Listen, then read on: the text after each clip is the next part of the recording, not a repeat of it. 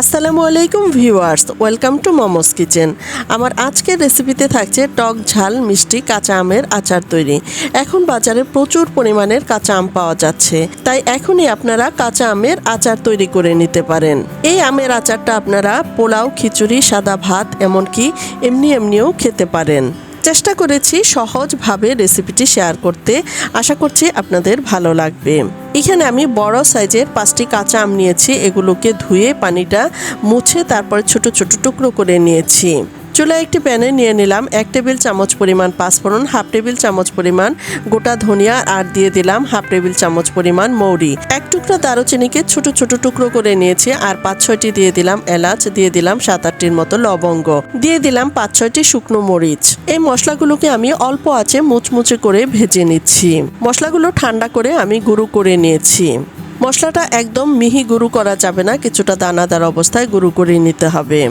চুলায় একটি প্যান বসিয়ে এর মধ্যে দিয়ে দিলাম 1 কাপ আর 1/2 কাপ পরিমাণ সরিষার তেল, দিয়ে দিলাম 1 চা চামচ পরিমাণ পাঁচফোড়ন, আর দিয়ে দিলাম 4-5টি শুকনো মরিচ। আর এখন আমি আগে থেকে কেটে রাখা আমগুলো এর মধ্যে দিয়ে দিলাম। আমগুলোকে কিছুক্ষণ সময়ের জন্য ভেজে নিলাম। এখন দিয়ে দিচ্ছি 1 টেবিল চামচ পরিমাণ হলুদ সরিষা গুঁড়ো, তবে আপনারা চাইলে এখানে লাল সরিষাটাও ব্যবহার করতে পারেন।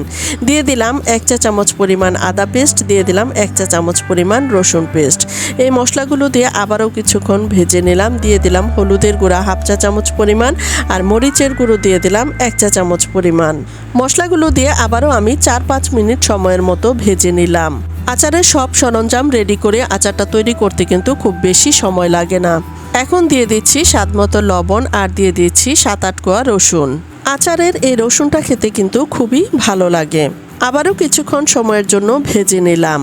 এখন দিয়ে দিলাম প্রায় 1 কাপ মতো চিনি, আর চাইলে আপনারা এখানে চিনির পরিবর্তে গুড় ব্যবহার করতে পারেন, আর মিষ্টির পরিমাণটা আপনারা আপনাদের স্বাদ অনুযায়ী ব্যবহার করবেন।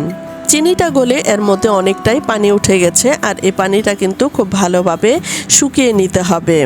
এখন আমি এর মধ্যে দিয়ে দিচ্ছি শুরুতেই যে আচারের মশলাটা তৈরি করে রেখেছিলাম, সেই মশলাটা।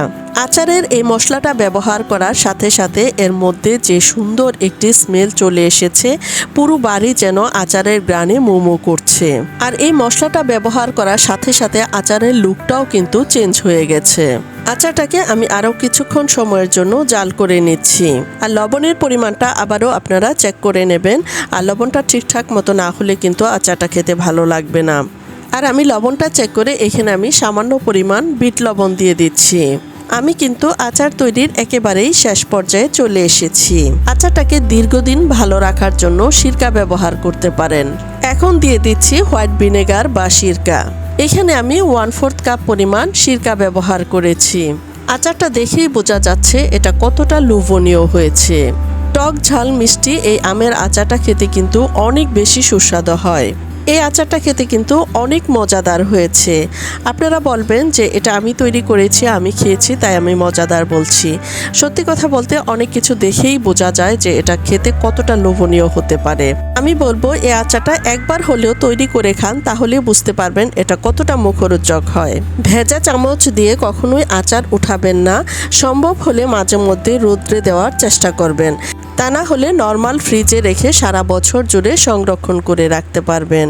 আচারটা পুরোপুরি তৈরি করা হয়ে গেছে। এখন আমি চুলার জাল বন্ধ করে দিচ্ছি।